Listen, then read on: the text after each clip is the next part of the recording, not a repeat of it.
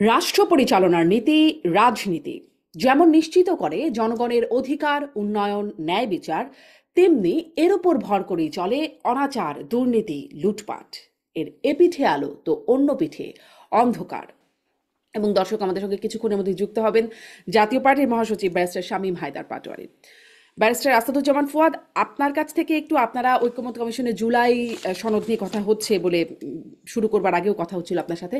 জুলাই সনদের আসলে কোন অবস্থায় আছে আপনার কাছ থেকে একটু জানতে চাই। যদি সবশেষ যতটুকু জানি বলি যে এনসিপি এবং জামাত সেটি নিয়ে সন্তুষ্ট না, একমত না, বিএনপি মোটামুটি একমত, এই হচ্ছে খবর পাচ্ছি।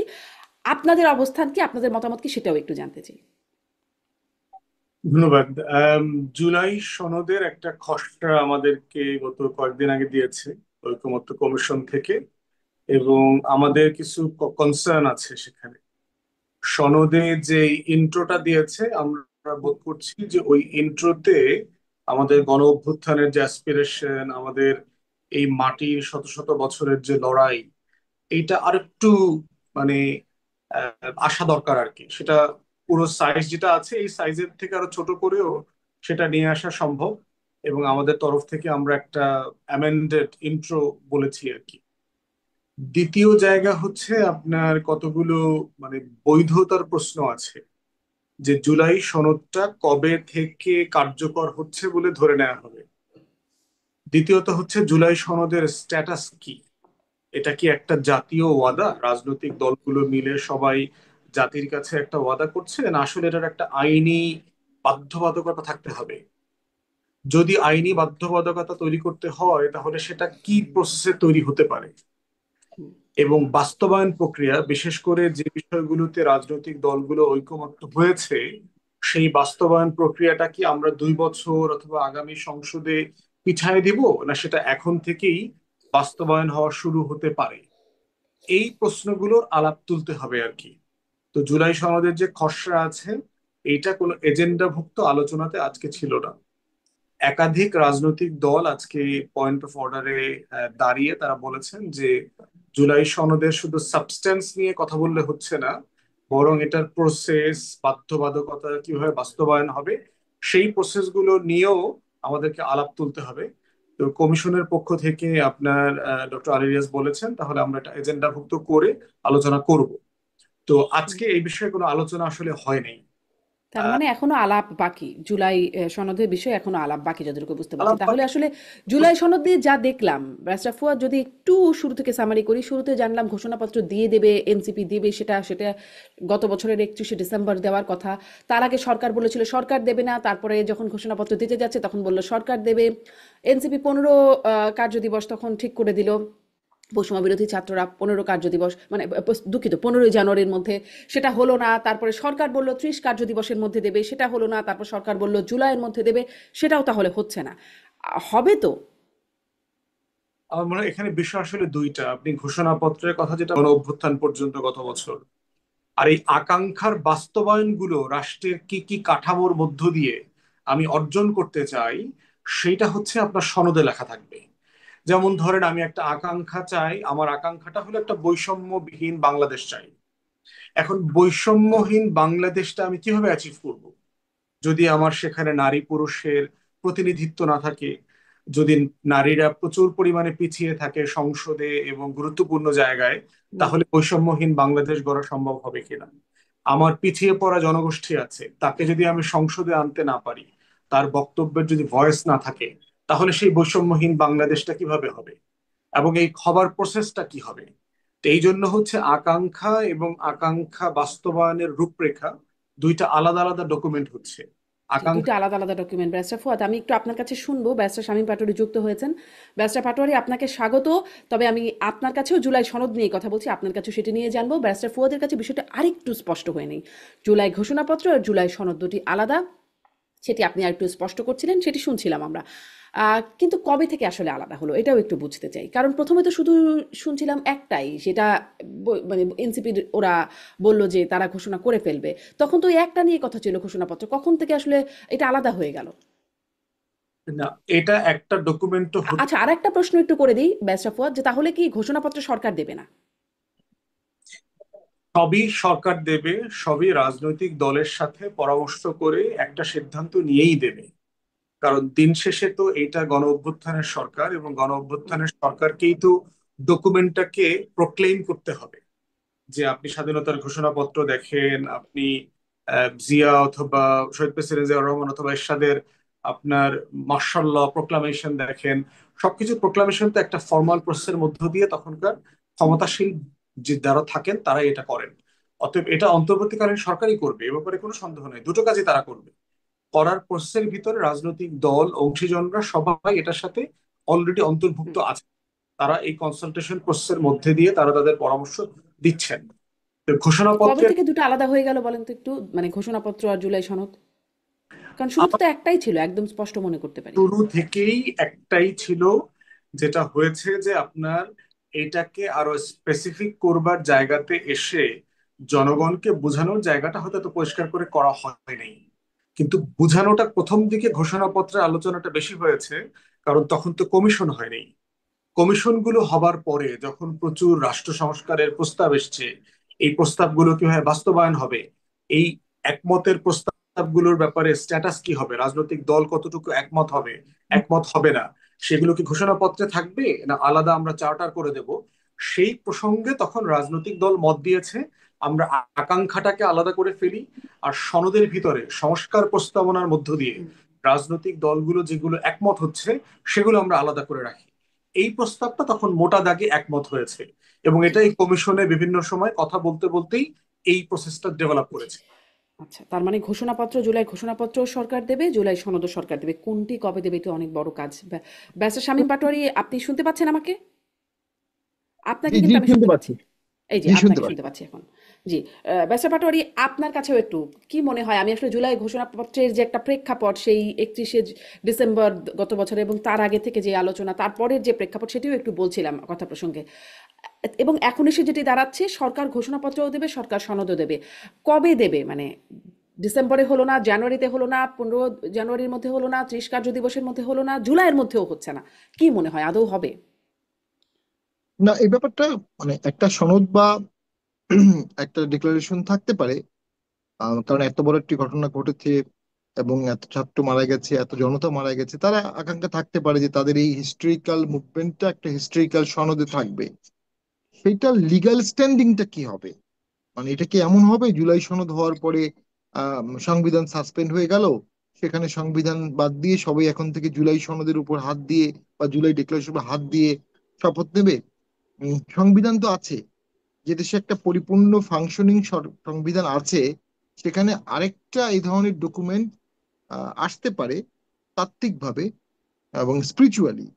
লিগালি কতটুকু আসতে পারে, দ্যাট ইজ ইস্যু। লিগালি আসতে পারে কিনা আদৌ? আর ইতিহাস তো যা আছে তাই আছে। ইতিহাস তো আর 24-এর আগের ইতিহাস তো আর 24-এর পরে লেখার দরকার নেই। যারা সংবিধান লিখেছিল তাদের কাছে আগের 100 বছরের ইতিহাস মনে ছিল। সংবিধানের অ্যামেন্ডমেন্ট গুলোর মধ্যে কিছু ভালো খারাপ অ্যামেন্ডমেন্ট আছে, কিছু ভালো অ্যামেন্ডমেন্ট আছে। আমরা যে বৈষম্য বিরোধী কথা বলবো, আমরা যে ইগালিটেরিয়ান সোসাইটির কথা বলবো, আমরা যে এন্ট্রেঞ্চ ফান্ডামেন্টাল রাইটস এর কথা বলবো, আমরা যে এনফোর্সমেন্ট অফ ফান্ডামেন্টাল রাইটস এর কথা যেটা সংবিধানে আছে, আমরা জুডিশিয়ারি ইন্ডিপেন্ডেন্স এর কথা, কোনটা সংবিধানে নাই? সবকিছু সংবিধানে আছে। শুধু একটা জিনিস নিয়ে ডিবেট হতে পারতো, সেটা হচ্ছে ধর্মভিত্তিক রাজনীতি 72-এ বন্ধ করে দেওয়া হয়েছিল, যেটা আসলে সেই সময় কোনো যৌক্তিক কারণ ছিল না। তার কারণ 71-এ যারা যুদ্ধ করেছিল তারা ধর্মভিত্তিক রাজনীতি বন্ধ করার জন্য যুদ্ধ করেনি, কিন্তু মুক্তিযুদ্ধের সংগঠকদের মধ্যে বামপন্থীরা খুব সক্রিয় ছিল। তারা মূলত ইনফ্লুয়েন্স করেছিল এরকম একটি ধর্মভিত্তিক, যেটা জিয়াউর রহমান পরে ওপেন করলেন। এবং ওপেন করার পরে সেটা এখন পর্যন্ত কার্যকর আছে, এখন পর্যন্ত সেটা আর বাতিল হয়নি। তার মানে সেটা অ্যাকসেপ্টেড অ্যান্ড সেটা ওয়াইডলি সার্কুলেটেড। এখন আমরা সংবিধানের যে ফিলোসফিটা আমাদের সংবিধানে আছে, আপনি যদি প্রিয়াম্বল পড়েন, আপনি যদি আর্টিকেল গুলো পড়েন, সেখানে ওনারশিপ কেমন হবে, ওমেনদের সকল স্তরে ওমেনকে নির্ধারণ করা হবে, জুডিশিয়ারি ইন্ডিপেন্ডেন্ট হবে, জুডিশিয়ারি ফাংশনাল হবে, সেইখানে কাঠামোগত কিছু আর্টিকেলে পরিবর্তন ছাড়া টোটাল সংবিধানকে রিপ্লেস করার কোনো প্রয়োজন নাই। আর একটা সরকার, বর্তমান সরকার, সে একটা সংবিধানের শপথ নিয়ে আহ, ক্ষমতায় আছে। এখন সেই সরকার যদি একটা ঘোষণা দেয়, সেটা এই সরকারের ঘোষণা হবে। সেই সরকারের কিছু আম, সংযুক্ত দলের ঘোষণা হবে, এটা কি জনগণের ঘোষণা হবে? আমার তো মনে হয় না। আর যদি এটা পার্লামেন্টে যায়, পার্লামেন্ট থেকে পাশ হয়, পার্লামেন্টে এই বিষয়ে ধন্যবাদ জানানো হয়, এই সহজ উপায় হচ্ছে নতুন পার্লামেন্টে একটা চমৎকার প্রস্তাবনা আসবে, সিদ্ধান্ত প্রস্তাব 147 ধারা একটা আসে, সেখানে এই জুলাইয়ের বিষয়টা আসবে এবং জুলাইয়ের বিষয়টা ব্যাপক আলোচনা হবে। সংসদের প্রত্যেকটি এমপি কথা বলবে, এইটা রেকর্ডেড হান্সার্ড হবে, একটা রেকর্ডেড ডকুমেন্ট হবে সবার জন্য। জি, তবে তার মধ্যে ব্যারিস্টার একটা, পাটোয়ারি ধন্যবাদ। এটা একটা জি, আইনগত প্রক্রিয়া কেমনে আনা যায় সেটা হয়তো আপনি বলছিলেন। আপনি একটা মতামতও দিচ্ছিলেন, যদিও আপনাদের মতামতকে একরকম অবাঞ্ছিতই করে রেখেছে বর্তমান কমিশন বা বর্তমান দলগুলো। তবুও আপনি একটা প্রক্রিয়ার কথা বললেন। আমি ব্যারিস্টার ফুয়াদ আপনার কাছে খুবই ছোট করে, এই আপনিও বলছিলেন যে আইনগত বাধ্যবাধকতা তৈরির একটা প্রক্রিয়ায় যেতে হবে। এটি আসলে আপনাদের বিবেচনায় কিভাবে যাবে আইনগত প্রক্রিয়ায়? আর কি, কারণ ওনারা তো একটা ফ্যাসিস্ট রেজিমের কে লেজিটিমাইজ করেছেন গত 16 বছর থেকে। ডিসপাইট হ্যাভিং, মানে শামীম ভাই আমার ভেরি গুড ফ্রেন্ড, আমাদের পার্সোনাল রিলেশনশিপ অ্যাপার্ট বলছি আর কি, রেসপেক্টফুলি, যে একটা ফ্যাসিস্ট রেজিমকে লেজিটিমাইজ করে দিল্লির আধিপত্য কায়েম করবার জন্য যেই দলগুলো গত 16 বছর 17টা বছর বাংলাদেশকে বিক্রি করে দিয়েছে, তারা আসলে গণ অভ্যুত্থানটা বুঝবে না। যেভাবে আপনি যদি ওবায়দুল কাদেরকে জিজ্ঞেস করেন, তিনি এই জিনিসটা বুঝবেন না যে 24 কি কি কি হয়েছে, তা আগে কি ছিল, তো সবই তো ঠিক আছে। তো বাস্তবতাটা হইলো যে এইটা ওনাদের বোধের উপরে আর কি। এই বোধের উপরে হওয়ার কারণেই তো একটা গণ অভ্যুত্থান হয়েছে, কারণ ওনারা বুঝতে চান নাই যে বাংলাদেশের সংবিধানে তো নির্বাচনের কথা বলা ছিল। তো ওই নির্বাচন তো আমরা দেখলাম 14-তে, 8-এ, 18-তে, 24-এ, যেই সকল নির্বাচন দিয়ে ওনারা দিনে রাতে নির্বাচিত হয়েছেন। বাংলাদেশের সংবিধানে তো বলা ছিল যে জনগণ সার্বভৌম ক্ষমতার মালিক। এটা বলবার পরেও কেন গণ অভ্যুত্থান করতে হয়েছে? বাংলাদেশের সংবিধানে তো বলা ছিল যে মৌলিক মানবাধিকারগুলো সংরক্ষিত করা হবে, সংরক্ষণ করা হবে। তারপরে তো এই দেশে আমরা গুম খুন 800 আয়নাঘর দেখি। বাংলাদেশের সংবিধানে বলা ছিল যে বিচার বিভাগকে রাজনীতিকরণ করা হবে না। তারপরে আমরা দেখলাম যে কিভাবে উঠায়া বসায়া যাকে তাকে ফাঁসি দেওয়া পর্যন্ত এই দেশের আদালত করেছে। এবং এটা কখন করেছেন? যখন শামীম ভাইরা, ওনাদের দল এবং এই টোটাল গ্যাং যখন ক্ষমতায় ছিলেন।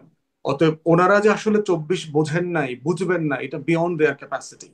তো এই জন্য এটা বোঝানোর চেষ্টা করাটা আমার কাছে বিষয় না, কারণ এটা ওনাদের ম্যান্ডেট না।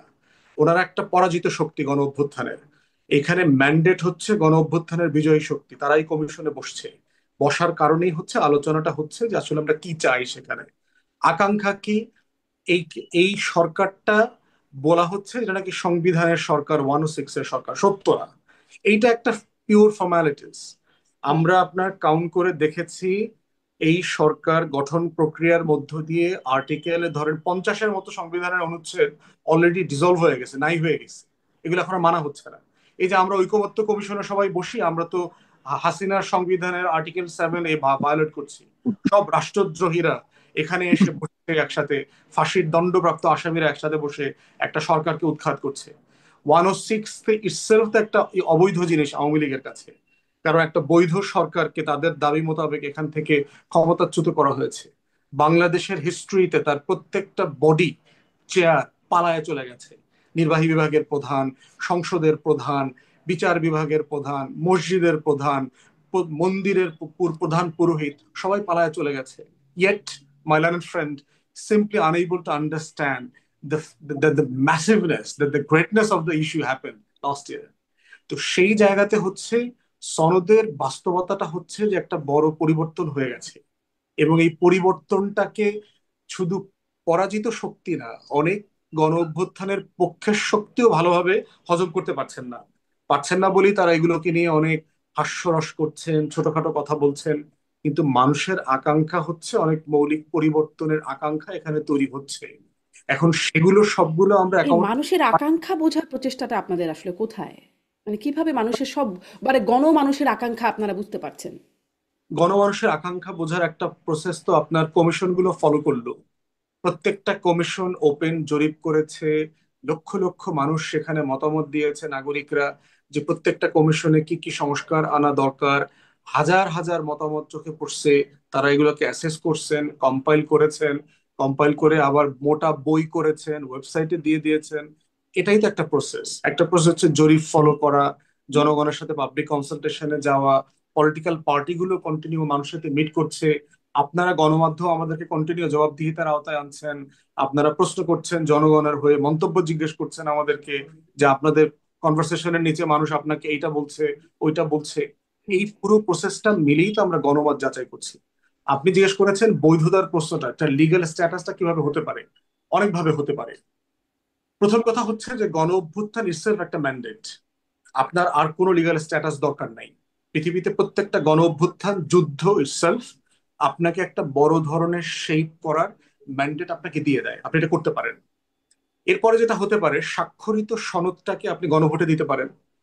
এটা গণভোটে জনগণ হ্যাঁ না বলে মেনে নেয় কিনা, 2/3 ভোটে, অথবা আপনি একটা ভোটের পার্সেন্টেজ ঠিক করলেন। থার্ড হচ্ছে আপনি একটা অর্ডিন্যান্স জারি করলেন। অর্ডিন্যান্স জারি করে আপনি বলে দিলেন যে এটা পরবর্তী পার্লামেন্ট তার ফার্স্ট সেশনে ফার্স্ট ডেতে রাটিফাই করে নেবে। আপনি প্রোক্লামেশনে যেতে পারেন। পৃথিবীর বহু ইতিহাস আছে যেখানে জনগণের প্রতিনিধিরা, অথবা ইভেন মানে মিলিটারিতে এই প্র্যাকটিস আছে, যখন মার্শাল ল ছিল প্রেসিডেন্ট জিয়াউর রহমানের সময়, এরশাদের সময়, তারাও প্রোক্লামেশনে গেছে। আমাদের স্বাধীনতার ঘোষণাপত্র দেখেন, মুজিবনগর সরকার ওই পারে বসে প্রোক্লামেশন করেছে 71-এর 10ই এপ্রিল 17 এপ্রিল মিলায়, যে তারা একটা নতুন মুক্তির লড়াই চালু করছে। তো অনেকগুলো ফর্মে আপনি এটাকে লিগালাইজ করতে পারবেন আর কি। এবং এটার মূল জায়গাটা হচ্ছে আসলে উইল অফ দ্য পিপল, আপনি জি, জনগণের মানে অধিকার। অনেকগুলো ফর্ম আছে, কোনটা যে হবে এবার আর সেগুলো বাছাই করে কবে যে হবে, কবে হবে তার কি কোনো মানে আভাস ধারণা এগুলো আপনারা পান? মানে সময়গুলো তো চলে গেল, আপনাদের কাছে নতুন কোনো ধারণা আছে কিনা? ঘোষণাপত্রটা সবাই মিলে চেষ্টা করছে 5 তারিখের মধ্যে দেওয়ার জন্য। আচ্ছা, ঘোষণাপত্রটা, সনদের ব্যাপারে আমরা মোটা দাগে যে বিষয়গুলোতে অলরেডি একমত হয়ে গেছি, সেটার কিন্তু একটা তালিকা অলরেডি পত্রিকাতেও চলে এসেছে, আপনি দেখেছেন যে মোটামুটি এই বিষয়গুলোতে রাজনৈতিক দলগুলো একমত। শুধুমাত্র এখন এটার কিছু টেকনিক্যাল জায়গা বাকি আছে সনদে, যেটার ইমপ্লিমেন্টেশন কিভাবে হবে, এটা লিগ্যাল স্ট্যাটাস কিভাবে হবে, বাস্তবায়নটা কবে থেকে হবে, এখন থেকে হবে, 2 বছর পরে হবে, নেক্সট পার্লামেন্টে হবে। এই প্রসেসটা অলরেডি আজকে সিদ্ধান্ত হয়েছে, কমিশন এজেন্ডাভুক্ত করে আলোচনা করবে। এবং এটার মধ্য দিয়ে কমিশনের আপনার মেয়াদ আছে 15 তারিখ পর্যন্ত। তা আমি ধারণা করছি এই মেয়াদের ভিতরে সনদটাও হয়ে যাবে। জি, স্পষ্ট ধারণা আপনার। অনেক ধন্যবাদ ব্যারিস্টার ফুয়াদ। আমি ব্যারিস্টার পাটোয়ারি, আপনাদের বিরুদ্ধে অভিযোগ আপনারা পরাজিত শক্তি, এই গণঅভ্যুত্থানের ম্যান্ডেটটাই আপনারা আসলে বুঝতে পারছেন না। ব্যারিস্টার ফুয়াদ আপনাদের এই অভিযোগটি করছিলেন, আপনারা আসলে ম্যান্ডেটটি বোঝার চেষ্টা করছেন কিনা সেটি একটু জানবো। আপনারা কি বুঝতে পারছেন এই ঘোষণাপত্র আর জুলাই সনদের মধ্যে আসলে পার্থক্য কি? আজকে ব্যারিস্টার ফুয়াদের কথায় আমি মোটামুটি স্পষ্ট হলাম। এর আগেও এই প্রশ্নটা আমি অনেকবার করেছি যে আসলে পার্থক্যটা কি, আমি খুব ভালো মতো বুঝতে পারতাম না যে স্পষ্ট ঘোষণাপত্র আর জুলাই সনদের মধ্যে পার্থক্য। এটা শুনে ওই 5 তারিখের মধ্যে আরো অনেক কিছু আছে, সেই বিষয়গুলো নিয়ে কথা বলতে যাবো ব্যারিস্টার পাটোয়ারি। জি, ধন্যবাদ। আমার বন্ধু ব্যারিস্টার ফুয়াদ অত্যন্ত সাহসী এবং স্পষ্টভাষী, এবং কনসিস্টেন্টলি তাকে সাহসী ভাবেই দেখেছি। আওয়ামী লীগের আমলে অত্যন্ত সাহসী কথা বলতেন। দেখুন, সংবিধানে যা আছে তার সাথে দেশের মানুষের ভাগ্য পরিবর্তনে এই সনদ বা ঘোষণা নতুন কিছু অ্যাড করবে না। তবে যারা এই আন্দোলনে অ্যাক্টিভলি অংশগ্রহণ করেছে তারা এটা চাচ্ছে, তারা এটা চাইলে তা হতেই পারে। কিন্তু এটা আপনি বাস্তবায়ন করবেন তো পুরো দেশের উপরে। এটা তো সুলতানি আমল না, অথবা মোগল আমল না, বা প্রি মুঘল আমল না, যে ইরান থেকে, তুর্কি থেকে, আফগানিস্তান থেকে কেউ আসলো, সে দেশটা বিজয় করলো, করে পরাজিত শক্তিকে বাদ দিয়ে নিজের ইচ্ছা মতো দেশ চালালো। এখানে জয়ী শক্তি বিজয়ী শক্তি সবাই আছে, সবাই থাকবে, সবারই বাংলাদেশ। দেন আপনি গণভোটের কথা বললেন, তাহলে ওই গণভোটে কি জাতীয় পার্টি, আওয়ামী লীগ, জাসদ, মাইজবান্ডারির সমর্থকরা ভোট দেবে না? নাকি তাদেরকে বাদ দিয়ে ভোট করবে, তো ভোটার লিস্ট থেকে বাদ দিয়ে দিবেন? মানে আপনি জয়ী শক্তি হলে কি অন্যদেরকে ভোটার লিস্ট থেকেও বাদ দিয়ে দিতে পারবেন? আলোচনা, ঐক্যমত কমিশন, সেখানে আপনি বড় বড় অনেকগুলো দলকে ডাকছেন না, ইনক্লুড করছেন না। জুলাই সনদ বা ঘোষণা তো প্রথমেই ঐক্যের চির ধরে গেছে। হুম, ম্যান্ডেট আছে, বিপ্লব একটা ম্যান্ডেট দেবে, অবশ্যই দেবে। সেই ম্যান্ডেটটারও তো একটা সীমাবদ্ধতা আছে। ম্যান্ডেট থাকলেও সরকার তো সংবিধানের আন্ডারেই শপথ নিয়েছে, কিছু ব্যত্যয় সংবিধানের হচ্ছে, কন্টিনিউয়াসলি হচ্ছে, এটা হওয়াটাই স্বাভাবিক। আর যে দেশে সংবিধান আছে সে দেশে আরেকটা ডকুমেন্ট করলে সেটার লিগাল স্ট্যান্ডিংটা কি হবে? আম, জুলাই ঘোষণায় অনেকগুলো ঘোষণা থাকতেই পারে, যে আমরা এভাবে দেশ চালাবো, ওভাবে দেশ চালাবো, এই করব সেই করব। তো সেগুলো তো সংবিধানের প্রিয়ম্বলেও অনেক কিছু আছে। বাস্তবায়নটা তো মানুষের উপর নির্ভর করবে, পলিটিক্যাল পার্টির উপর নির্ভর করবে, ঐক্যমতের উপর নির্ভর করবে। আর জুলাই সনদে যে ক্যাটাগরিক্যাল রিফর্ম গুলো থাকবে সেই রিফর্ম গুলোও তো আলটিমেটলি নেক্সট পার্লামেন্টের উপরই নির্ভর করবে। তো সেখানে তো আমি মনে করি এই এক্সারসাইজটা যেটা হবে, আলটিমেটলি রাজনৈতিক দলগুলো যদি সকলে এটাকে ওন না করে, এটা একটা পেপার ছাড়া আর কিছু থাকবে না। আর উম এখানে জামাত ইসলামীও আছে। 71 সালে তো জামাতের বেশ বিতর্কিত ভূমিকা ছিল, তারপরে তারা আছে। তাদের সেই ভূমিকা নিয়ে এখন কেউ কথা বলছে না। তাহলে জাতীয় পার্টির ভূমিকা নিয়ে কথা হবে কেন? আহ তার তো জাতীয় পার্টির ভূমিকা নিয়েও কথা বলা উচিত না, দুটো তো যদি এক করা হয়, একই দেশ তো। তো আমি মনে করি মূলত এখানে একটা আপনি কি প্রতিযোগিতা আপনাদেরকে হচ্ছে। জামাতের সাথে তুলনা করছেন, না, মানে আমি জাতীয় পার্টিকে? মানে একটা অ্যানালজি ড্র করলাম যে যদি ওটা হয় তাহলে এটা হতে এত সমস্যা কোথায়। জামাতকে বাদ দেওয়ার কথাও বলছি না, কিন্তু বলছি যে যারা দেশের এই প্রশ্নটার স্বাধীনতাকে উত্তর কি একটু ব্যারিস্টার ফুয়াদের কাছ থেকে নিব? একটু একটু ছোট করে ব্যারিস্টার ফুয়াদ, আপনি যদি একটু ছোট্ট করে দেন যে জামাত যদি যেতে পারে তাহলে জাতীয় পার্টি কেন না, এই প্রশ্নের উত্তর, যদিও আজকের বিষয় এটা না, তারপরে ছোট্ট যদি একটু শুনি। কারণ জামাত তো 24-এর গণ অভ্যুত্থানে কাঁধে কাঁধ মিলায়ে রক্ত দিয়েছে, অস্ত্রর মুখোমুখি ছিল, তারা একসাথে লড়াই করেছে। আর জাতীয় পার্টি তো হচ্ছে shoot on sight policy enforce করেছে। গণভবনে আপনার মনে থাকার কথা যে 18 তারিখ রাতে 14 দল মিলে যৌথ বাহিনী ডিপ্লয় করা, দেখা মাত্র গুলের আদেশ, ইন্টারনেট শাটডাউন করা, গণহত্যার প্রত্যেকটা অপরাধ যা আওয়ামী লীগের বিরুদ্ধে আমরা বলছি, তার প্রত্যেকটার সাথে এখতিয়ার মাত্রার পার্থক্য সাপেক্ষে জাতীয় পার্টি এবং প্রত্যেকটা দল জড়িত। জাতীয় পার্টি ছাড়া এই একদলীয় ফ্যাসিবাদ আওয়ামী লীগ কোনোদিন কায়েম করতে পারতো না। জাতীয় পার্টি ছাড়া গত 16 বছর বাংলাদেশে এই দিল্লির দাসত্ব কায়েম করার সুযোগ ছিল না। জাতীয় পার্টি ছাড়া 4টা নির্বাচন ইঞ্জিনিয়ারিং করে ক্ষমতায় থাকা আওয়ামী লীগের পক্ষে সম্ভব হতো না। অতএব জাতীয় পার্টি গত 16 বছরে বাংলাদেশের যা ক্ষতি করেছে, জামাত মজলুম ছিল। আপনি জামাতের রাজনীতির সাথে আমি একমত না, জামাতের একত্তরের ভূমিকা নিয়ে আপনি অবশ্যই প্রশ্ন তুলতে পারবেন, কিন্তু গত 17-18 বছর জামাত এই দেশের নুন পরিমাণ ক্ষতি করে নাই। তার হাজার হাজার ছেলে মেয়েরা শহীদ হয়েছে এই দেশের জন্য লড়াই করতে গিয়ে, গণতন্ত্রের মানে জন্য। মানে এখন সামনের দিকে আগানো হবে এই 17 জি, 18 আমি একটু বছরের ইতিহাস এটা অনুযায়ী। জবাব দিতে চাচ্ছি যে মানে বাংলাদেশটা কি 18 বছরের নাকি 60 বছরের?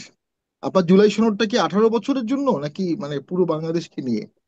তো আসলে ইতিহাসটাও তো ভাগ হয়ে যাচ্ছে, কম্পার্টমেন্ট হয়ে যাচ্ছে। যাই হোক, 18 তারিখে যে মিটিং হয়েছিল ওখানে জাতীয় পার্টি ছিল না।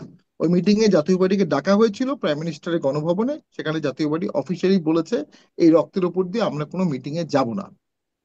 বাংলাদেশের সংস্কার করছেন, বাংলাদেশের বাংলাদেশের মানুষের, বাংলাদেশের ভূখণ্ডের, বাংলাদেশের রাজনীতির, সেখানে জয়ী পরাজয় ভাগ করে দেওয়া মানে তো এটা টেকসই হবে না। আমি আপনাকে গ্যারান্টি দিয়ে বলতে পারি এটা ফেল করবে, কোনো সন্দেহ নেই, in the long term or in the short term. Fail করলে কি হবে? ফেল করলে এই ফুয়াদ সাহেবরাই আফসোস করবে যে হয়তোবা আরেকটু ইনক্লুশন করলে, সবাইকে নিয়ে করলে হয়তোবা ফেল করতো না। এটা আমার অ্যানালাইসিস। ফেল করবে। ফেল করার পিছনে অনেকগুলো কারণও আছে। দেখুন, বিপ্লব সরকারকে তো অনেক ম্যান্ডেট দিয়েছে, আবার সরকার নিয়ন্ত্রণ হারিয়ে ফেলেছে, এই ম্যান্ডেট তো দেয়নি। সরকার মব প্রমোট করেছে, মব থামাতে পারেনি, এই ম্যান্ডেট তো সরকার কেউ দেয়নি। প্রচুর জব কাট হচ্ছে, অর্থনীতির কোনো সুফল নাই, জুডিশিয়ারির কোনো ইন্ডিপেন্ডেন্স নেই, আগেও ছিল না, এখনো নাই। বিপ্লব কি এই সমস্ত অন্যায়ের ম্যান্ডেট দিয়েছে? এই সমস্ত অন্যায় হুম। করার কারণে এই গভর্নমেন্ট অন্য ভালো কাজগুলোর ম্যান্ডেটও হারিয়ে ফেলছে। যেমন যদি অন্যায়ের সরকার খুব ম্যান্ডেট তো আসলে চমৎকার, কেউ দেয় না, কিন্তু অন্যায় তো হ্যাঁ, হতেই থাকে। ব্যারিস্টার অন্যায় পাটোয়ারি হচ্ছে আগেও এবং হয়েছে, সেটাকে এখনো অ্যালাউ হচ্ছে, মানে করছে। অন্যায় একটা যদি মনে হয় সরকার চলমানই। আমি সরকার ব্যারিস্টার পাটোয়ারি জি, আসলে কিছু অন্যায় হয়তো বিশেষভাবে আলোচনার অবশ্যই দাবি রাখে, সেটা নিয়ে আমি হুম, কথা বলবো। কিন্তু এই যে সবাইকে নিয়ে কাজ করা, ব্যারিস্টার ফুয়াদ আপনার কাছ থেকে একটু এখানে আসি, যে সবার মধ্যে কেউ কেউ মানে কাউকে কাউকে কি একটু বেশি সাথে নেওয়া হচ্ছে কিনা। আমি যদি আহ, মানে ডক্টর ইউনুস এর সাথে বৈঠকগুলো দেখি, মাননীয় প্রধান উপদেষ্টার সাথে বৈঠকগুলো, সেখানে একটা পুরনো প্রশ্ন তারপরে আপনার কাছে করি, যে সেখানে আমরা দেখলাম প্রথম দিনের বৈঠক, মাইলস্টোন ট্র্যাজেডির পরের দিনই আহ, থেকেই বৈঠক শুরু হলো। প্রথম দিন বৈঠক হলো বিএনপি, জামাত ইসলামী, এনসিপি এবং ইসলামী আন্দোলন। তারপরের দিন 14টি দল বা 13টি দল, তারপরের দিন এরকম 13 বা 12 দল বৈঠকে বসলো। এই যে ভাগ, এটির কোনো ব্রাহ্মণ শূদ্র ক্ষত্রিয় এরকম ভাগ আছে কি দলগুলোর মধ্যে? মানে প্রথম দিন, পরের দুদিন না হয় ভাগ করে সমান সমান ভাগ করার একটা প্রচেষ্টা ছিল, প্রথম দিন আসলে 4টি দলকে এক করবার বা একসাথে ডাকবার এই প্রক্রিয়াটি কি? এর আগেও আমরা দেখেছি বিএনপি, জামাত, এনসিপি বড় দল হিসেবে বিনিয়োগ সম্মেলনেও তারা ডাক পেয়েছে। মানে এদেরকে বিশেষায়িত দল হিসেবে কি গুরুত্ব দেওয়া হচ্ছে? এটা তো ধরেন হচ্ছে আপনার সাইজ ম্যাটার্স, তাই না? আপনি আমেরিকাতে থাকেন, হুম। আপনি যদি উগান্ডায় থাকতেন, আপনাকে কি আমরা সমানভাবে দাম দিতাম কিনা? মানে এটা এটা ভেরি সিম্পল জিনিস। আপনি ওয়াশিংটনে, আপনি নিউ ইয়র্কে, আপনারা হচ্ছেন উগান্ডায় থাকা দলগুলো, আর ওই তিনটি দল, চারটি দল হচ্ছে আমেরিকায় থাকা দল। আপনি সিকিউরিটি কাউন্সিল আছে জাতিসংঘে দেখবেন, তারপরে হচ্ছে জেনারেল অ্যাসেম্বলি আছে। এখন এই প্রশ্নটা তোলবার সুযোগই আছে, এবং অন্তর্বর্তীকালীন সরকারকে কোনো না কোনো ফর্মে এই প্রশ্নগুলো আমরা বারবার রেজ করেছি। বাট ঐকমত্য কমিশনে দেখেন আপনারা কিন্তু সবাই একই জায়গায় গোল হয়ে বসতেছে এবং একই ফর্মে কথা বলছে। শামীম ভাই যেটা জিজ্ঞেস করেছে কাউকে বাদ দিয়ে কেন, প্রশ্ন হচ্ছে যে আপনি তো নেবার অংশীজন ছিলেন না। আপনি তো গত 16 বছরের ফ্যাসিবাদের বিরুদ্ধে লড়াই করেন নাই, আপনি তো ফ্যাসিবাদের অংশ ছিলেন। তখন আমরা যখন এখন বসছি যে ফ্যাসিবাদের বাইরে এসে নতুন বাংলাদেশটাকে আমি কিভাবে দেখব, তখন তো আমি আপনাকে অপর আকারে দেখি। এর মানে বলছি না যে আপনার ওই মাইজবান্ডারির ভোটার অথবা নাগরিক ভোটার যিনি আছেন, সে যে দলকেই ভোট দেখ না কেন, ভোটার তালিকা হালনাগাদের দাবিতে তো আমরা এটা তুলি নাই যারা আওয়ামী লীগকে ভোট দিচ্ছে তারা যেন ভোটার না হয়, এই দাবি তো আমরাও করি নাই। এটা তো নাগরিক সত্তা, এটা সিভিল পলিটিক্যাল রাইটস, এটা মৌলিক মানবাধিকারের প্রশ্ন। কিন্তু প্রশ্ন হচ্ছে পার্টি আকারে আমি আওয়ামী লীগকে অনবোর্ড করতে পারি কিনা। মানে এটা তো সিম্পলি হচ্ছে আপনি 45 সালে দাবি করছেন যে জার্মান পার্লামেন্টারি ইলেকশনে নাৎসিরা অংশগ্রহণ করতে পারবে কিনা, হিটলারের সাবেক এমপিরা অংশগ্রহণ করতে পারবে কিনা। আপনি জিজ্ঞেস করছেন যে নুরেমবার্গ ট্রায়ালের পরে এই যারা যারা অভিযুক্ত ছিল তাদের সহকর্মীরা নির্বাচন করতে পারবে কিনা। মুসোলিনির ফাঁসির পরে আপনি প্রশ্ন করছেন যে ইটালিতে ফাসিস্তারা নেক্সট পার্লামেন্ট ইলেকশনে অংশগ্রহণ করতে পারবে কিনা। মানে ভ্যালিড কোশ্চেন কিনা? এই কোশ্চেন গুলোই তো ভ্যালিড কোশ্চেন না। আপনি যে গণতান্ত্রিক উত্তরণের জন্য আমরা চেষ্টা করছি, যে লড়াইটা আমরা করেছি, আপনি তো সেই গণতন্ত্রটাকে হত্যা করবার জন্য কাজ করেছেন গত 17 বছর। তাহলে সেই হত্যাকারীর সাথে আমি কিন্তু আবার 71-এর গণহত্যার দায়ে যারা, তারা আবার এটার সাথে পারবে, কারণ তারা 16 বছর মজলুম ছিল। তাদেরকে ডিল করার সময় তো আপনি এক্সপায়ার করে ফেলছেন। আপনি তাদেরকে এক্সপায়ার্ড deal হয়ে করবেন গেছে, না। তার মানে কি আর 72 কিছুদিন পরে আওয়ামী করবেন। লীগের এটাও এক্সপায়ার্ড হয়ে যাবে? আপনি আপনি সময় অপেক্ষা করতে হবে। 24 তো এই প্রশ্ন আনে নাই। 24-এর গণ অভ্যুত্থানে যে প্রশ্নগুলো রাজনীতিতে আসছে, এই কমিশন অথবা আমরা এখন সেই প্রশ্নগুলো ডিল করছি। জামাত কোশ্চেন তো 71-এর সাথে রিলেটেড। কেন আপনারা যারা ক্ষমতায় ছিলেন এত বছর এটা ডিল করলেন না কেন? এটাকে নিয়ে রাজনীতি করলেন কেন? আপনারা রাজাকারের তালিকা করতে পারেন নাই, আলবদরের তালিকা করতে পারেন নাই, একটা ভালো মানে মানে প্রশ্নহীন একটা ভালো মানের বিচার করতে পারেন নাই। জামাত শিবির নিয়ে খালি ব্যবসা করছেন, চেতনা হুম বিক্রি। হুম হুম। আপনারা করেন নাই কেন ভাই? আপনাদের হাতে তো সুযোগ ছিল। খুবই যৌক্তিক প্রশ্ন ব্যারিস্টার ফুয়াদ, কিন্তু অনেক কিছুই করেন নাই, করতে পারেন নাই বলেই গণ অভ্যুত্থান। এবং আপনারা এখন, আপনারা কি কিছু করবেন? না, এটা 24-এর ম্যান্ডেটে ছিল না জামাত ডিল করা। 24-এর গণ অভ্যুত্থানের কোথাও আপনি যদি একটা ওয়াল রাইটিং দেখাইতে পারেন যে জামাতের আলবদরের রাজাকারদের বিচার চাই, আমরা এটা কমিশনে রেজ করবো। দেখেন তো বাংলাদেশে আমি তো হাজার হাজার মানে এই জেলা উপজেলা মিটিং টিটিং করা টরা থেকে দেয়াল দেয়াল লিখন দেখেছি, তো স্লোগান দেখেছি। দেখেন তো কেউ এটা দাবি করেছে কিনা যে 71-এর দেয়াল লিখনই কি সব ম্যান্ডেট ব্যারিস্টার ফুয়াদ? মানে দেয়াল লিখন লিখতে পারে না ওরকম অনেকেই তো আছে। কে চাইছে জামাতের বিচারটা এখন 24-25-এ? কে চাইতেছে? কে চাইছে বলেন না? এই যারা আমরা চাইবার মতো উপায়ও আছে কি? চাইলে কি না, না, মানে ঠিকঠাক না, থাকা যাবে? বাট বলতেছে চাইতেছে কে? হুম, প্রশ্ন হচ্ছে যে আপনার এইটা যে কোনো জিনিসের তামাদি হওয়ার একটা ব্যাপার থাকে না, একটা আচ্ছা। পলিটিক্যাল কোশ্চেন আপনি তো ডিল করার একটা যদিও সময়। আমরা জানি ক্রিমিনাল অফেন্স তামাদি হয় না। কিন্তু আপনি ডিল করেন নাই তো। আপনি পলিটিক্যালি বিষয়টাকে তামাদি করে ফেলছেন। এটা ক্রিমিনাল অফেন্স না। জামাত কোশ্চেনটা ইজ এ পলিটিক্যাল কোশ্চেন। হুম। 71-এর পরে বাংলাদেশে সবাই জামাতকে নিয়ে খেলছে, কেউ এটাকে ডিল করে নাই। তাহলে এখন 24-এর গণ অভ্যুত্থানের যে কাজ আপনার ছিল, সেই কাজটা কেন আমার করার উপর দায়িত্ব চাপাচ্ছেন? এটা তো আমার দায়িত্ব না। 24-এর ম্যান্ডেট তো এটা না। আচ্ছা। 71-এর ম্যান্ডেট তো আপনি পালন করেন জি, নাই। 24-এর ম্যান্ডেট, এটি আর একটা বড় আলোচনার জায়গা। ওই আলোচনাটাই একটু ফিরি ব্যারিস্টার ফুয়াদ, ওটা একটু শোনা হয় নাই। আমি ব্যারিস্টার শামীম পাটোয়ারি আপনার কাছে আসবো, আপনারও নিশ্চয়ই এই প্রেক্ষিতে অনেক কিছুই বলার আছে। কিন্তু এই যে অন্তর্বর্তী সরকারকে ওই প্রশ্নটা অনেকবার করেছেন যে দলগুলোর যে ভাগ করা, উত্তরটা কি পেয়েছেন সেটা একটু জানবার দরকার। দেখেন উত্তর তারা বলেছে, দেখেন সবাই আহ, সবারই কথা শুনছি, সবাইকে ডাকতেছি একসাথে, আলাদা আলাদা করে ছোট ছোট করে মিটিং করলে সবার সাথে কথা বলা সহজ হয়। তো হুম। তারা ইম্পর্টেন্সের একটা ব্যাপার থাকে। আর বড় দলগুলো প্রিভিলেজ পাবে, এটা দুনিয়ার সারা জায়গায় দুনিয়ার একটা নিয়ম আর কি। মানে এনসিপি কোন বিবেচনায় বড় দল? বড় দল ধরুন যেই মাপকাঠিটা আমরা এতদিন বুঝেছি, যে যাদের আসলে ভোটার সংখ্যা বেশি, সমর্থক বেশি, যারা বেশিবার ক্ষমতায় ছিল বা বিরোধী দলে গেছে, তারা বড় দল বলে একটা একটা মানে মাপকাঠির মধ্যে পড়ে। এনসিপি কোন বিবেচনায় বড় দল হলো? হচ্ছে এনসিপির ফ্রন্ট লাইনের লিডারশিপ হচ্ছে 24-এর গণ অভ্যুত্থানে যারা নেতৃত্ব দিয়েছে, হুম। তাদের একটা সিরিয়াস ম্যান্ডেট আছে। আপনার 72 সালে যে সংবিধান প্রণয়ন কমিটি যে হইল, এরা কারা? এদেরকে কে চিনতো তখন? কিসের ভিত্তিতে তোফায়েল আহমেদকে চেনা হয়েছে, কিসের ভিত্তিতে গণপরিষদ হইল? কারণ 70-এর একটা ম্যান্ডেট ছিল, যুদ্ধের একটা হুম। ম্যান্ডেট ছিল। এই জন্য হচ্ছে এগুলো প্রশ্ন করা তখন তো হতো। আসলে সবই আওয়ামী লীগময়। ঠিক আছে, বাট অ্যাটলিস্ট পরিচয়ের জায়গাটা, কারণ আওয়ামী লীগের নেতাদেরকে তখন কেউ চিনতো না। 69 পর্যন্ত ছাত্রলীগ, আওয়ামী লীগ এই অঞ্চলের রাজনীতিতে কোনো গুরুত্বপূর্ণ ফোর্স ছিল না। আপনার এই বাস্তবতাটা তৈরি হয়ে গেছে তো 70-এ। এখন বাস্তবতাটা যখন তৈরি হয়ে গেছে, জাতি তো এটাকে আর অস্বীকার করতে পারে নাই। তখন তোফায়েল আহমেদ গুরুত্বপূর্ণ হয়ে গেছে, শেখ মুজিব গুরুত্বপূর্ণ হয়ে গেছে, মাওলানা ভাসানীর মতো নেতা সাডেনলি নাই হয়ে গেছে। তো সেই বাস্তবতাটা হচ্ছে যে গণ অভ্যুত্থানে ফ্রন্ট লাইনে লিডারশিপ দেওয়া ছেলেরা যখন দল করেছে, তরুণদের একাংশ যখন এই দলের সাথে কাজ করছে, তারা হুম। পদযাত্রা করছে, সারা দেশে যেভাবে ঢল নামছে, কোনোভাবেই তাদের এই কন্ট্রিবিউশনটাকে ছোট করে দেখবার সুযোগ নাই। তারা তাদের ম্যান্ডেট নিয়ে এখানে আসছে। এই ম্যান্ডেটটা রাজনৈতিক দলের ম্যান্ডেটের থেকেও কোনো অংশে ছোট না, তার আচ্ছা, কনস্টিটিউন্সি। এই অর্থে আচ্ছা, স্পষ্ট আপনার এখানে। মানে তার মধ্যে আবার ইসলামী আন্দোলনও এখানে চলে আসলো, এর মধ্যে চলে আসলো, যদিও ইসলামী আন্দোলনের সাথে জামায়াতের একটা ঐক্যের কথা আছে, জোটের কথা আছে, মানে তারাও এর মধ্যে চলে আসলো। এর পরের অংশে একটু এইটাও যদি একটু ছোট্ট করে যোগ করে বলে দেন। ব্যারিস্টার শামীম পাটোয়ারী, আপনার কাছেও আপনার অনেকগুলো আলোচনা হলো, আপনার যদি কোনো মন্তব্য থাকে ছোট করে সেটি জানবো। এবং নাহিদ ইসলাম বলেই রেখেছেন জুলাই সনদের উপর ভিত্তি করেই হবে সামনে নির্বাচন। সামনে নির্বাচনও কি আসলে একটু আহ, মানে অনিশ্চিত হয়ে যাচ্ছে কি না? জি, প্রথম হচ্ছে 71 আর 24 কিভাবে এক হয়, in terms of magnitude, in terms of স্বাধীনতা, in terms of genocide, in terms of rape. নতুন একটা ম্যাপ আসছে, এটা তো মানে কোনোভাবেই কম্পেয়ার যোগ্যই না, কোনোভাবেই হবে না। 24 24-এর মতো, 71 71-এর মতো। 71 একটা নতুন ভূখণ্ড পেয়েছি আমরা, যদিও একটা যুদ্ধ হয়েছে। মাননীয় আইন উপদেষ্টা আসিফ নজরুল তিনি বলেছেন যে পরে আবার একাত্তরের কারেক্ট চেয়েও করেছেন আর কি, নৃশংস অপরাধ হয়েছে। পরে আবার কারেক্ট অবশ্য কোনোভাবেই দুঃখ প্রকাশ এটা করেন। হতে পারে না। তো আমাদের এখানে তো আসলে আমাদের এখানে কিছু লোকের ন্যারেটিভস আছে, তারা 71-কে মন থেকে ওন করতে পারে না, কিন্তু মুখে বলতে পারে না পলিটিক্যাল কারণে। তো তখন 71-এর কাউন্টার ন্যারেটিভস হিসেবে 24-কে দাঁড়া করানো যায় কিনা, 17ই এপ্রিলের ডিক্লারেশনের কাউন্টার একটা ডিক্লারেশন দেওয়া যায় কিনা, ঠিক এই জিনিসগুলো হচ্ছে, বাট এগুলো একটাও সফল হবে বলে মনে হয় না দীর্ঘমেয়াদে। তো 71-এ মহান মুক্তিযুদ্ধ হয়েছিল, 1 কোটি লোক রিফিউজি ছিল। এবার কত লোক রিফিউজি ছিল? প্র্যাকটিক্যালি অনেক লোক মারা গেছে, অনেক লোক গুম হয়েছে।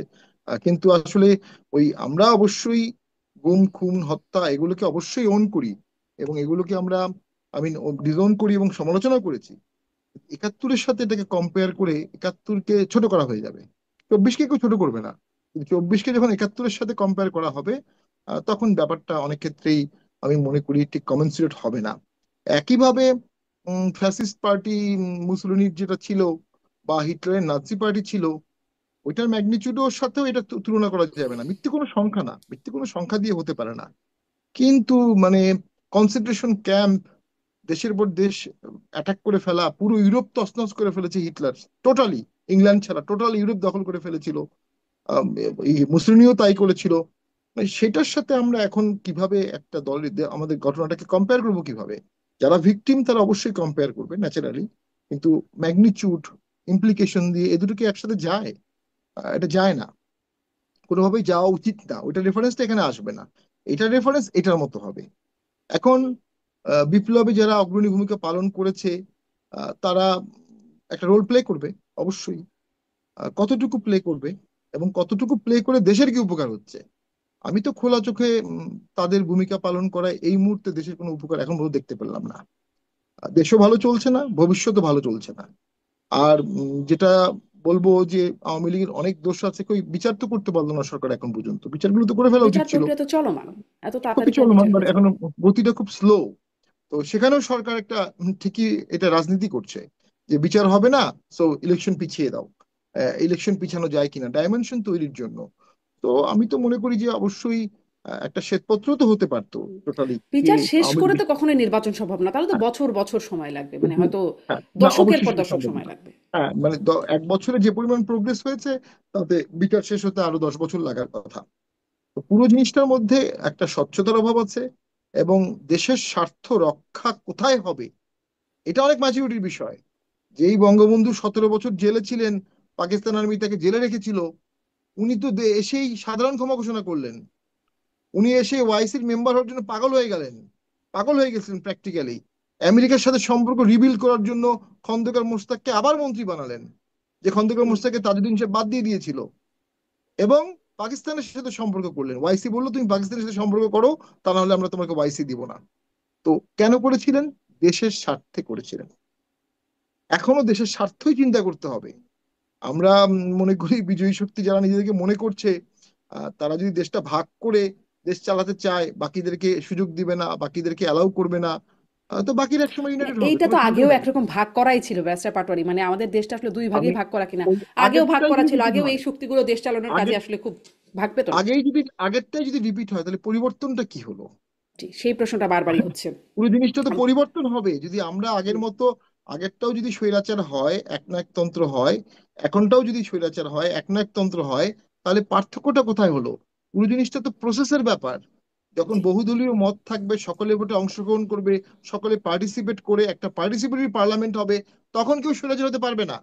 আর আপনি যদি জি, কিছু দলকে বাদ জি, দিয়ে ভোট ব্যারিস্টার করেন, পাটোয়ারি ধন্যবাদ আপনাকে। তাহলে আসলে ওরা মানে থেকেই। গণ অভ্যুত্থান যেহেতু অনেক বেশি পার্থক্য আমরা দেখতে চাই, কিন্তু সেই জায়গায় হিসাবটা মেলাতে পারি না হয়তো। ব্যারিস্টার ফুয়াদ, তাহলে ওই যেই প্রশ্নটা আমি করছিলাম যে আহ, নির্বাচনও কি ঝুলে যাবে কিনা, কারণ জুলাই সনদের উপর ভিত্তি করে নির্বাচন বলছেন নাহিদ ইসলাম। আবার সেই যে বৈঠকে, সবশেষ যে বৈঠক ডক্টর ইউনূসের সাথে দলগুলোর বৈঠকে 4-5 দিনের মধ্যে বা কয়েকদিনের মধ্যে ভোটের দিন ঘোষণা করা হবে। পরে প্রধান উপদেষ্টা প্রেস উইং বেরিয়ে মানে এরকম কোনো বিবৃতি দিল না, এবং পরবর্তীতে আলোচনাতেও বলছেন এরকম কোনো আলোচনা নাকি হয়ই নাই, কিন্তু পার্টিগুলো সুনির্দিষ্টভাবে, একজন মোস্তফা জামাল তো বলছেন যে ক্যাটাগরিক্যালি, তিনি শব্দটি উচ্চারণ করছেন। ববি হাজ্জাজের সাথেও কথা হচ্ছিল, তিনিও বলছিলেন যে একদম ফর্মাল আলোচনার টেবিলে সুনির্দিষ্টভাবে এটা প্রেস উইং থেকেই বলা হয়েছে যে 5ই আগস্টের মধ্যে, এবং তারা একসাথে বলেছেন, একজন ছোট করে বলেন না আর কি, একসাথে প্রেস উইংয়ের পক্ষ থেকে বলা হয়েছে। প্রশ্নটা ছিল ডক্টর ইউনূসের কাছে, প্রেস উইং থেকে একসাথে বলা হয়েছে যে 5ই আগস্টের মধ্যেই নির্বাচনের তারিখ ঘোষণা করা হবে, পরে সেখান থেকে সরকারের যেন কোনো রকম সরে সরে যাওয়া। আহ, এটা কেন হচ্ছে? নির্বাচন আরো ঝুলে যাওয়ার সম্ভাবনা? না, আমি সেটা মনে করছি না। নির্বাচন ঝুলে যাবে সেরকম কোনো সম্ভাবনা আমি দেখতে পাচ্ছি না, প্র্যাকটিক্যালি পসিবলও না। এবং সরকারের মধ্যে ন্যূনতম আমি এটার ব্যাপারে কোনো আগ্রহ দেখতে পাচ্ছি না যে কোনোভাবে তারা এই মানে টার্মটাকে এক্সটেন্ড করবে অথবা কোনো সিচুয়েশন ক্রিয়েট করবে, সেটা বোধ করছি না। বরং হচ্ছে যে পলিটিক্যাল পার্টি তার নিজস্ব রাজনীতি করে, এনসিপি তার নিজস্ব পলিটিক্স করতেছে, বিএনপি তার নিজস্ব পলিটিক্স করছে, এবং যার যার এজেন্ডা মোতাবেক সে তো পলিটিক্যাল রেটরিক ইউজ করবে যে এটা চাই ওটা চাই, এবং এটা এটা পলিটিক্স এর ভিতরে আমি কোনো সমস্যা দেখতে পাচ্ছি না। গুরুত্বপূর্ণ অনুষঙ্গ হচ্ছে যে আপনার নির্বাচনের ব্যাপারে ঐক্যমত আছে কিনা। সব দল ওই এই ব্যাপারে কনসেনসাস হয়ে গেছে যে নির্বাচনই হচ্ছে একমাত্র এক্সিট রুট, এবং নির্বাচনটা কখন হবে লার্জলি সব পলিটিক্যাল পার্টি ফিল করছে ফেব্রুয়ারি মার্চ এপ্রিলের ভিতর নির্বাচন হয়ে যাবে। এর ভিতরে আমি আসলে ন্যূনতম কোনো আশঙ্কা দেখতে পাচ্ছি না। এখন আশঙ্কা হচ্ছে ধরেন যদি এরকম কোনো সিচুয়েশন আসে যেখানে আমাদের শত্রুরা যারা আছে দেশে এবং বিদেশে, তারা এমন কোনো সিচুয়েশন ক্রিয়েট করছে যে প্রফেসর ইউনূসকে ক্ষমতা ছেড়ে যেতে হচ্ছে, এখানে প্রচুর ষড়যন্ত্র হচ্ছে, এখানে যদি 111-এর মতো একটা সিচুয়েশন তৈরি হয়, অন্তর্বর্তীকালীন সরকারকে ক্ষমতাচ্যুত করবার চেষ্টা করা হয়, সেরকম যদি কিছু হয় সেটার দায়িত্ব তো অথবা ইনফরমেশন তো আর আমরা এখন বলতে পারবো না। তবে এখন অ্যাজ ইট গোস এইরকম কোনো বাস্তবতা আমি দেখতে পাচ্ছি না। নির্বাচনের গতিতে হয়ে যাবে।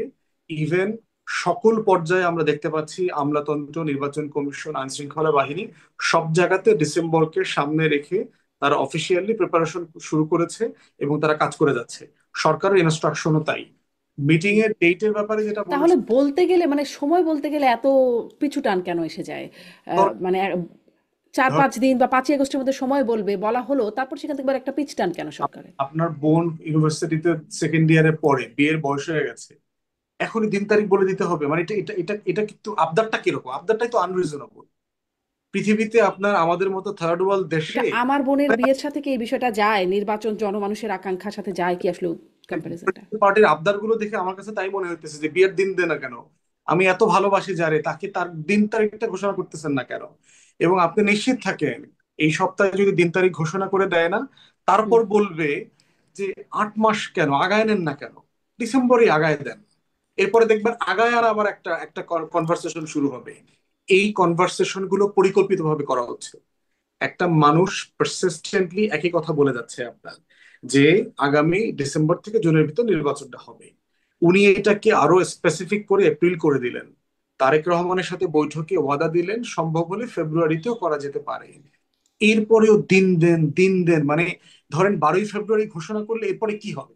এটা বদলানো যাবে না। যদি কারো মাথায় দুষ্ট চিন্তা থাকে, চিন্তা করেন যে আমি একটা বদমাইশি করব, ডিসেম্বরে একটা প্যাচ লাগাবো, প্যাচ ট্যাচ লাগায় টাগায় কেওয়াস লাগায় টাগায় দিয়ে আমি এটাকে এক্সটেন্ড করব, সেটাকে দিন তারিখ ঘোষণা করে করতে পারবে না। হুম। তাহলে মানে বিষয়টা তো একটা অযৌক্তিক আলোচনা। মানে আপনি আমাদের মতো একটা দেশে আপনি 8 মাস আগে শিডিউল ঘোষণা করবেন, এটা কিভাবে সম্ভব? এটা কখন হুম। হয়েছে আমাদের? এই বদমাইশি করতে পারে বা প্যাচ লাগানোর চেষ্টা কি কেউ করতে পারে বলে আপনি দেখেন? করছে না। এবং এইটা করার ব্যাপারে কোনো ম্যান্ডেট নাই, কোনো সাপোর্টও নাই, পলিটিক্যাল পার্টিগুলোর মধ্যেও নাই, দেশের মানুষের মধ্যেও নাই। কিন্তু প্রায় তো শুনি পলিটিক্যাল পার্টিগুলোর মধ্যে যে এরকম পরিস্থিতি হলে কিভাবে নির্বাচন হবে সেটি। একটা কনসিস্টেন্টলি এফোর্ট দেখতে পাচ্ছি আপনার অন্তর্বর্তীকালীন সরকারকে আন্ডারমাইন করা, ইউনুসকে আন্ডারমাইন করা, অসম্মানিত করা, এবং এগুলো পুরোটাকে আমি অপ্রয়োজনীয় মনে করি। রাদার দেন আমাদের আলোচনাটা আসলে জি, সমস্যা ফোকাস থাকা দরকার। অনেক ধন্যবাদ। ব্যারিস্টার পাটোয়ারি, আপনি মনে করেন কিনা নির্বাচন অনুষ্ঠানটা মানে নির্বাচন আয়োজনটা, এই যেমন এই বক্তব্য যে জুলাই সনদের উপর ভিত্তি করে নির্বাচন, জুলাই সনদটাও এখন আসলে ঠিক মতো হয়ে উঠছে না, যদিও ব্যারিস্টার ফুয়াদ ধারণা করছেন যে খুব শীঘ্রই একটা সময়ও বলছেন সে তার মধ্যে হবে, মনে হয় কিনা যে নির্বাচন কোনো অনিশ্চয়তার মধ্যে পড়ে যাবে? আর ওই যে ওই বক্তব্যগুলো, পরিস্থিতি এমন হলে নির্বাচন কিভাবে হবে তার কোনো প্রভাব বা ওই ধরনের ঘটনার কোনো প্রভাব আসলে নির্বাচনে পড়বে কিনা? ইলেকশন তো একটা বিশাল যজ্ঞ। 18 লক্ষ সরকারি কর্মচারীকে সেখানে এঙ্গেজ করতে হয় একদম টোটালি। সেই যজ্ঞের আমি কোনো আলামত দেখছি না। তো হঠাৎ করে দেখলাম যে একটা দল বের হয়ে বললো যে 2-3 দিনের মধ্যেই নির্বাচনের তারিখ দেওয়া হবে। সেটা কিভাবে? 8 মাস আগে তো নির্বাচনের তারিখ দেওয়ার কোনো কারণ দেখি না। অর্থাৎ সেখানে কোনো একটা শেকিনেস আসছিল, চট করে বলে দিল যে আমি একটা ইলেকশনের ডেট দিয়ে দিব, ডোন্ট ডিস্টার্ব মি, কোনো একটা পক্ষকে ঠান্ডা করে দেওয়া হলো। এইভাবে কিন্তু দেশ ব্যারিস্টার চলছে পাটোয়ারি, আর কি। একটু জিজ্ঞাসা করবো একটা কথা, যে আলামত কেন দেখছেন না? আমরা তো দেখলাম প্রধান উপদেষ্টা নির্দেশনা দিলেন, প্রেস সচিব সেটা বললেন যে আইন শৃঙ্খলা বাহিনী দুই মানে পুলিশ এবং সেনাবাহিনীর মধ্যে সমন্বয় বাড়ানোর কথা বললেন, কতজন পুলিশকে ট্রেন করা হবে, কত দিনের মধ্যে সেনাবাহিনী ম্যাজিস্ট্রেসি পাওয়ার না তখন স্ট্রাইকিং ফোর্স হিসেবে থাকবে, এই বিষয়গুলো তো শুনলাম। তো এগুলো কি না, আলামত এরপরেও না মানে বা যোগ্য দেখেন না দেশটাকে একটু এগুলো? নিয়ন্ত্রণে আনতে হবে। যে দেশে মব হয়, যে দেশে ট্রাফিক জ্যাম কন্ট্রোল করতে পারে না যে সরকার, যে দেশে সরকার মানুষের নিরাপত্তা দিতে পারছে না, তো সেক্ষেত্রে ভোটার এবং প্রার্থীর নিরাপত্তা কিভাবে দিবে? এবং আমি যেটা আমার অভিজ্ঞতায় জানি, নমিনেশন পাওয়ার পরে প্রার্থীরা সম্পূর্ণ পাগল হয়ে যাবে জয়ী হওয়ার জন্য। এবং হুম। তারা তখন কোনো অনেকেই মানবে না, অনেকেই ইউজ অফ ফোর্স করবে। সেখান থেকে অন্য দলের প্রার্থীকে বা ভোটারদের বা নিরীহ লোকদের রক্ষা করবে কে? এই রক্ষা করার মতো একটা স্টেটম্যানশিপ তো গড়ে ওঠে নেই 10 মাসে। এবং এই স্টেটম্যানশিপটা গড়ে না ওঠার কোনো যৌক্তিক কারণ নাই যদি কোনো অসৎ উদ্দেশ্য না থাকে। সেই অসৎ উদ্দেশ্যটা কাদের? যারা খুব কমফোর্টেবল আছে, দেশ চালাচ্ছে, কিন্তু ভোট তাদের প্রয়োজন নাই। সেটার মধ্যে এনসিপি আছে, আরো দু একটি দল আছে, জামাতে খুব কমফোর্টেবল। তো তারা ভোট হলেও ভালো, ভোট না হলেও ভালো।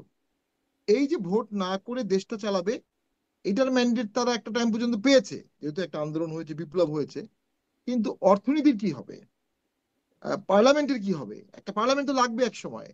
তো যত দেরি হবে আমার মনে হয় তত এখানে হচপচ হবে, কোনো সন্দেহ নাই। এবং হুম। মোস্ট ইম্পর্টেন্টলি, বর্তমানে ডক্টর ইউনূস স্যার জগৎ বিখ্যাত অর্থনীতিবিদ হতে পারেন, আমার ব্যক্তিগত অভিমত উনি ভোটের জন্য প্রস্তুত না, নানা কারণে। প্রথম হচ্ছে ওনার স্ট্রেংথের জায়গাটা দেশের মধ্যে এই মুহূর্তে জামাত, এবি পার্টি, এনসিপি, যারা খুব একটা ভোটে আগ্রহী না ন্যাচারালি। এবং ভোটে তারা অনেকেই হয়তো বা অনেক ভালো করবে না। এখন যেমন দেশ চালাচ্ছে পুরোপুরি, সেই ম্যান্ডেট তো ভোটের মাধ্যমে পাবে না। তো তাদের কাছে ভোটের ম্যান্ডেটের থেকে present mandate much more preferable, because তাদের জনপ্রিয়তার থেকে তারা বেশি ক্ষমতা এক্সারসাইজ করার সুযোগ পাচ্ছে প্রেজেন্ট স্ট্যাটাস কোতে। সেক্ষেত্রে তাদের জন্য স্ট্যাটাস কেউ ভালো, 2026-এর ফেব্রুয়ারি না হয়ে 27-এর ফেব্রুয়ারি হলেও তাদের কোনো অসুবিধা নেই। দেশ তো নিমজ্জিত হয়ে যাচ্ছে, দেশ তো আর টিকছে না, ফ্যাক্টরি বন্ধ হয়ে যাচ্ছে, ইকোনমি খারাপ হচ্ছে, জব কাট হচ্ছে, প্রভার্টি লেভেল বাড়ছে। এবং সেটা নিয়ে তাদের কোনো অডিট নেই। তাদের অডিটটা হচ্ছে আমি এখন ম্যান্ডেটে আছি, ভোটে গেলে আমার ম্যান্ডেট কমে যাবে, আমি কেন জেনে শুনে কম ম্যান্ডেটের পথে পা বাড়াবো? এটাই হচ্ছে কি প্রবলেম। তাহলে তারা কি ডেমোক্রেসিতে বিশ্বাস করে? যদি ডেমোক্রেসিতে তারা বিশ্বাস করে তাহলে তারা তো ওই পথেই হাঁটতো। So, যেটা আমাদেরকে গালি দেওয়া হয় বা অন্যদেরকে দেওয়া হয়, তার থেকে তো এনাদের মেন্টালিটি কোনো ডিফারেন্স নাই। যে কোনো ভাবে ক্ষমতা এক্সারসাইজ করা, যে কোনো ভাবে ক্ষমতায় থাকা, এবং দুর্নীতিও করা। দুর্নীতি হচ্ছে। রিয়াদ নামে একটা ছেলে 50 লক্ষ টাকা নিয়েছে, ওর ফিগারের যে অবস্থা, ও তো 50 লক্ষ টাকার ব্যাগ বইতে পারবে না। তো তো কোত্থেকে ও 50 লক্ষ টাকা নিল আর ওকে 50 টাকা দিল কেন? একজন সাবেক এমপি। তারপরে তার পিছনে রথী মহারথী আছে। সেই রথী মহারথীরাই চাচ্ছে ইলেকশন না হোক। তাদের জন্য ডক্টর ইউনূস আলাভোলা মানুষ, দার্শনিক কথা বলবে, হুম। তাকে সামনে রেখে এখানে অনেক চুরি করার সুযোগ আছে, জি, অনেক এই চাঁদাবাজি চুরি করার করার সুযোগ জায়গায় আছে, আমি একটু শেষ একটু করে দিচ্ছি ব্যারিস্টার একটু, ফুয়াদের কাছ থেকে অনেক শুনবো, আমার নিয়োগ দেওয়ার সময় সুযোগ শেষ। আছে। প্রত্যেকটা ব্যারিস্টার পাটোয়ারি, জিনিসই ধন্যবাদ। কিন্তু, এগুলো কোন জিনিস আমি বলবো 24-এর সাথে যাচ্ছে, হুম। এবং 24-এর অনেকেই এটা করছে। জি, এগুলো নিশ্চয়ই 24-এ যাচ্ছে, এটা কেউ বলবেনও না। কিন্তু মানে এই বিষয়গুলো ব্যারিস্টার ফুয়াদ আপনি আসলে কিভাবে দেখেন? খুব ঘন ঘন আসলে গণ অভ্যুত্থানের যারা শক্তি, পক্ষের শক্তি বা লিডিং ফোর্স, তাদের বিরুদ্ধে এই অভিযোগগুলো এখন আসছে, এবং বিশেষ করে উপদেষ্টাদের বিরুদ্ধে। আমরা তো শুনেছি পিতার প্রভাবে পুত্র অনেক প্রভাবান্বিত হয়, এখন থেকে পুত্রের প্রভাবে পিতারা মানে অনেক শক্তিশালী হয়ে উঠছে, এরকম অভিযোগ, এরকম প্রতিবেদন আসছে। আসিফ মাহমুদের বাবা, তার বেপরোয়া, তার তার মানে ভয়ের রাজত্ব কায়েম করা নিয়ে বাংলা ভিশনে যে প্রতিবেদন, নাহিদ ইসলামের বাবার তারও অপকর্ম নিয়ে বেশ অভিযোগ আছে। গণ অভ্যুত্থানের পক্ষের শক্তি যারা, তারাই এগুলো নিয়ে সাংবাদিকরা কথা বলছেন, বা অ্যাক্টিভিস্ট যারা ছিলেন তারা এটা রিপোর্ট প্রকাশ করছেন। এগুলো নিয়ে কি কোনো ব্যবস্থা আসলে হবে, নাকি তারা সরকারে আছেন, আগে যেরকম সরকারে যারা থাকেন তাদের? এই যে বাটপারি কাজগুলো করতেছে পুলিশ, কারণ সে তো প্রফেশনালি কাজ করতে জানে না। তারা কি নিজেদের আয়নায় দেখতে পাইছেন যে আপনার এই যে এগুলোতে আসলে খুব বিতর্ক করার কিছু নাই ব্যারিস্টার ফুয়াদ, এগুলোতে খুব বিতর্ক করার কিছু নাই। এগুলো হয়েছে বলেই একটা গণ অভ্যুত্থান, কিন্তু এগুলোর ফলে এখন আসিফ মাহমুদের বাবার বিরুদ্ধে যে অভিযোগ উঠছে, নাহিদ ইসলামের বাবার বিরুদ্ধে যে অভিযোগ উঠছে, মানে এই অভিযোগগুলোর যে ঘটনা, সেগুলো কি জায়েজ হয় কোনোভাবে? মানে সেগুলোর বিরুদ্ধে ব্যবস্থা না করি। না, মোটেও না, মোটেও না। প্রশ্ন হচ্ছে এটা বলার জন্য আলাপ করবার পরিবেশ বাংলাদেশে আছে কিনা। আছে। গণমাধ্যমে আলাপ হচ্ছে কিনা এগুলো নিয়ে, সোশ্যাল মিডিয়াতে আলাপ হচ্ছে কিনা, কাউকে ডিজিটাল সিকিউরিটি একটা মামলা দেওয়া হয়েছে কিনা, কাউকে ধরে নেওয়া হয়েছে কিনা, কোনো সাংবাদিককে টকশো বন্ধ করে দেওয়া হয়েছে কিনা, শামীম ভাইকে আজকে রাতে বাসায় রেড দিবে কিনা, না দিচ্ছে না তো। প্রশ্ন হচ্ছে এই শিফট গুলো প্রাতিষ্ঠানিক করতে রাষ্ট্রকে যে যে পরিমাণে স্ট্রেংথেন হওয়া লাগে ইনস্টিটিউশন, আমার কোনো ইনস্টিটিউশন ফাংশন করছে না। আমি হাইকোর্ট নিয়ে, সুপ্রিম কোর্ট নিয়ে কথা বলেছি, শামীম ভাই প্র্যাকটিস করেন, একই রকম মাস্তানি চলতেছে প্রত্যেকটা কোর্টে। সিম্পলি আইনজীবীদের ব্যানার পরিবর্তন হয়েছে, একই রকম গুন্ডামি করতেছে। বড় বড় আওয়ামী লীগের বিগ কোম্পানির দায়িত্বকে কোন কোন উকিল নেবেন এটা নিয়ে ঝগড়াঝাটি হচ্ছে, মারামারি হচ্ছে। আমলারা, মানে হেন কোনো দুর্নীতি নাই, সিন্ডিকেট নাই যেগুলো সচিবালয়ে হচ্ছে না। তারপর তো এই প্রশ্ন হচ্ছে, এটা অন্তর্বর্তীকালীন সরকার 10 মাসে এই টোটাল একটা ডেভল সিস্টেমকে কিভাবে ফেরেশতাদের সিস্টেমে পরিণত করবে বলেন? এটা প্র্যাকটিক্যাল না তো, একই লোক তো। ব্যারিস্টার ফুয়াদ, আমার প্রশ্নটা হচ্ছে পুরো সিস্টেমকে তো অন্তর্বর্তী সরকার আসলে 10 মাস কেন, অনেক বড় সময়ও আসলে ঠিক করার জন্য একটা সময় দরকার, বা সময়ের সাথে সাথে অপকর্মও বাড়তে থাকে, নানান রকম বিষয় আছে। কিন্তু যারা এই গণ অভ্যুত্থানের স্টেক হোল্ডার, যারা উপদেষ্টা, যারা ক্ষমতায় আছেন, তাদের দ্বারা যে ক্ষমতার প্রভাব খাটিয়ে আসিফ মাহমুদের বাবা নিশ্চয়ই 5ই আগস্টের আগে এই পাওয়ার এক্সারসাইজ করতে পারতেন না, বা নাহিদ ইসলামের বাবা পারতেন না, রিয়াদ পারতো না। এই যে ক্ষমতায় যাওয়ার সাথে সাথে বা ক্ষমতা বান ফিল করার সাথে সাথেই তারা যে অপকর্মগুলো শুরু করে, এটা তো আসলে আগের 10 মানে 17 বছরের ব্যাপার না এখানে। তারপরে এইখানটা এই বিষয়ে কোথায় বিচার, বা এই বিষয়ে কি ব্যাখ্যা, আমরা জবাবদিহি? করেছি যখন আসিফের এপিএস, স্বাস্থ্য উপদেষ্টার এপিএসরা ব্যাপক দুর্নীতি করছে বলে অভিযোগ এসছে, আমরা তাদের ব্যাপারকে কিন্তু বারবার প্রেসে বলেছি, দুদকে রেফার করে দেওয়া দরকার, ফৌজদারি অপরাধ সংগঠিত হয়েছে কিনা সেটা দেখা দরকার। এখন দেখেন, আসিফের বাবা একটা ট্রেড লাইসেন্স করেছে, এইটা ফ্যাকচুয়ালি কারেক্ট। এই ট্রেড লাইসেন্স দিয়ে তার ছেলের ক্ষমতাকে ব্যবহার করে সে কোনো কাজ নিয়েছে কিনা এই ব্যাপারে আমি জানি না, আমি দেখি নাই। বলা হচ্ছে নাহিদের বাবা বিএনপি রাজনীতি করতেন, তিনি এখন অফিস টফিস নিয়েছেন, বিভিন্ন জায়গায় মক্কেল দেখেন। তো মক্কেল দেখার মধ্য দিয়ে ক্ষমতার অপব্যবহারটা কোথায় হয়েছে এটা তো আমাকে জানতে হবে। মানে প্রশ্ন হচ্ছে, যদি অপরাধ হয়ে থাকে আমি তো চাই এটা বিচার হোক, কিন্তু প্রশ্ন হচ্ছে যে একটা বায়বীয় অভিযোগ দিয়ে যদি কাউকে ডিমিন করা হয়, ডিমোনাইজ করা হয়, সেটা তো জাস্টিফাইড হবে না। কিন্তু প্রশ্ন হচ্ছে যে কেউ যে বিচারের ঊর্ধ্বে না, আইনের ঊর্ধ্বে না, এই ব্যাপারে নতুন বাংলাদেশে আমরা কম্প্রোমাইজ করবার জন্য প্রস্তুত না। যত জি, পাওয়ারফুল লোক হোক, আমরা জি, সবাইকে সমালোচনা করতে চাই। জি, ব্যারিস্টার ফুয়াদ, আপনাকে ধন্যবাদ। আসলে বায়বীয় অভিযোগে আওয়ামী লীগের অনেক নেতারাও গ্রেপ্তার হয়ে আছেন। অভিযোগটা তদন্ত করা হচ্ছে কিনা, অভিযোগের ব্যাপারে আগানো হচ্ছে কিনা, এটার প্রমাণ আছে কিনা, কারণ অভিযোগগুলো তো খুব জলজলি অভিযোগ, মানে ঘটনাগুলোর ভিডিও ফুটেজ টুটেজ দিয়ে করা আছে। সেটাই আসলে এখন প্রশ্ন, সামনে এটার কি হয় সেটাও নিশ্চয়ই দেখবো। অনেক ধন্যবাদ, আজকের মতো শেষ করি। ব্যারিস্টার ফুয়াদ, অনেক ধন্যবাদ আপনাকে। ব্যারিস্টার পাটোয়ারি, আপনাকে অনেক ধন্যবাদ। ধন্যবাদ দর্শক এতক্ষণ সাথে থাকবার জন্য। আজকের মতো